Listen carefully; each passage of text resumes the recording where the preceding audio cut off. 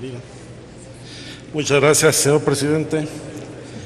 Bueno, yo no quisiera reiterar lo que ya tanto la senadora Pilar Ortega como el senador Pablo Escudero han dicho aquí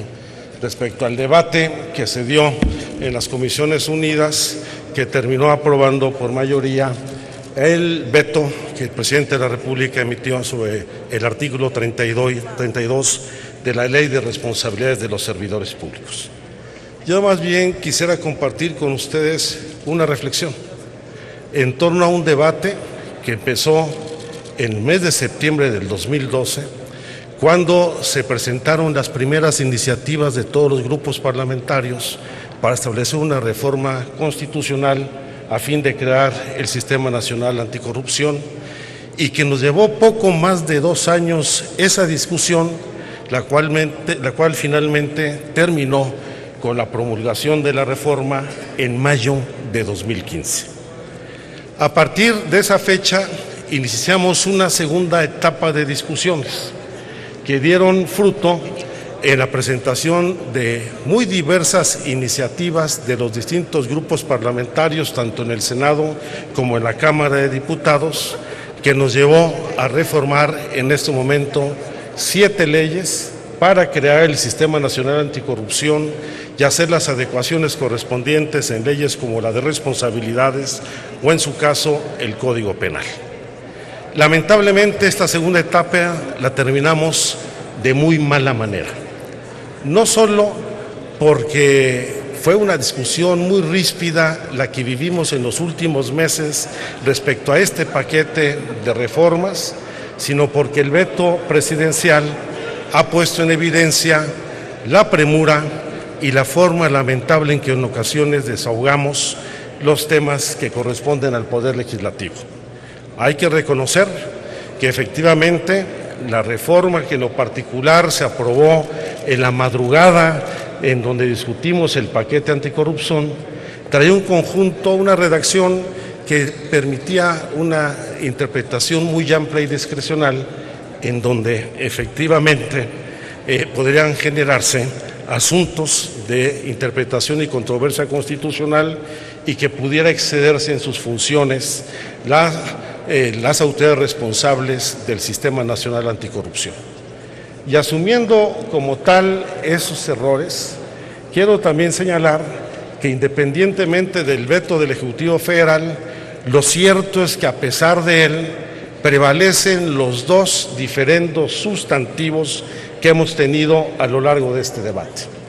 El primero, referente al artículo 29 de la Ley de Responsabilidades, respecto a la obligación de los servidores públicos de hacer pública, valga la redundancia, sus declaraciones patrimonial, de interés y fiscal. Y la segunda, vinculada con el artículo 32, que es el objeto de este veto, vinculada con los instrumentos de control y verificación de los particulares beneficiarios de lo que son los contratos de obra o de infraestructura pública, o los contratos de adquisiciones, o la forma en que se asignan las concesiones de servicios públicos en nuestro país.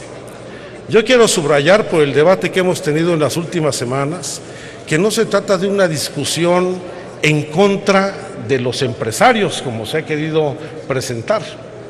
Sí se trata de una discusión para establecer mecanismos de control y de sanción para que aquel pequeño sector del empresariado de nuestro país, que ha sido beneficiario y de lo cual han derivado las enormes fortunas que los han convertido incluso no solo en los hombres más ricos de México, sino en algunos de los hombres más ricos del país, se han beneficiado justamente del tráfico de influencias, de la asignación de obras y contratos de manera directa sin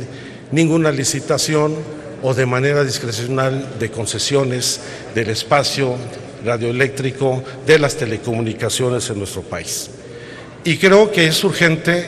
que iniciemos una tercera etapa de este proceso legislativo para establecer con claridad los instrumentos que permita combatir la otra cara de la corrupción, la cual no está solamente en los servidores públicos o en la administración pública, porque la corrupción tiene dos caras de la misma moneda. Una, la de aquellos servidores públicos que se corrompen o se dejan corromper en el ejercicio de sus funciones, o la de los empresarios, de la iniciativa privada, que soborna, que corrompe o que incurre en materia de cohecho. Creo que es urgente que avancemos en esa legislación, ya que independientemente de lo que ha señalado el senador Pablo Escudero, donde efectivamente se toman previsiones en estas reformas respecto al soborno y el tráfico de influencias, falta todavía mucho para establecer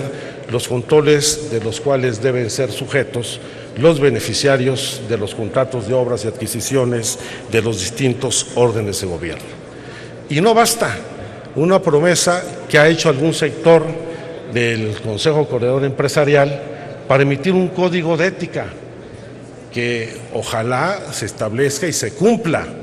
pero los códigos de ética en el ámbito de la administración pública no tienen valor legal ni mecanismos de sanción a las actividades delictivas o las faltas administrativas que pudieran presentarse. Y urge que en este país contemos con una legislación que regule la participación de las empresas en los asuntos públicos, en los asuntos particulares, dentro y fuera del país, porque también fuera del país muchas empresas encubiertas en mecanismos ilícitos incurren en prácticas en demérito, no solamente de la economía nacional, del pago de impuestos, sino en muchos casos del desvío de recursos públicos obtenidos en las obras y contratos que les otorgan los distintos órdenes de gobierno. Y finalmente creo que uno de los grandes méritos de este veto, y quiero recalcarlo, es que el Ejecutivo demuestra que se pueden revisar las leyes, que las leyes no son de una vez y para siempre, y que se pueden reformar las reformas. Qué bueno que pudiéramos hacer ya una revisión de la reforma educativa y que el magisterio mexicano tuviera el mismo tratamiento que los empresarios del país. Es el momento de reformar la reforma, de evaluar los evaluadores y demostrar con una actitud de sensibilidad política que cuando una reforma no funciona, no se puede implementar como la reforma educativa, debe de cambiarse. Y espero que esto sensibilice a todas las senadoras y los senadores que formamos esta Cámara. Por su atención, muchas gracias.